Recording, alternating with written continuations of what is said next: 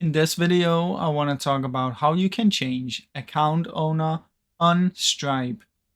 Now, I just want to clarify something real quick. There is no way that you by yourself can directly make someone owner without contacting Stripe.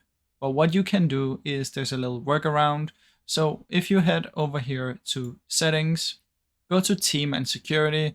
I'm not going to open this because then you can see everyone's emails, but go in there, click add member, add the person, and then you can make them administrator, and then you can remove administrator from yourself. Now, what this will do is this will give the privileges to this person and remove it from yourself. However, you are still technically the owner. But what you can do is, if you don't want to do this one, you can head over to help here.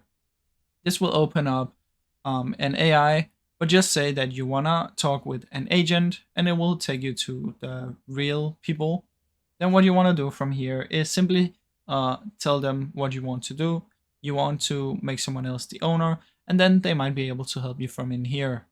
Now, I hope you enjoyed this short video. If you did, please leave a like and subscribe, as it helps me out a ton.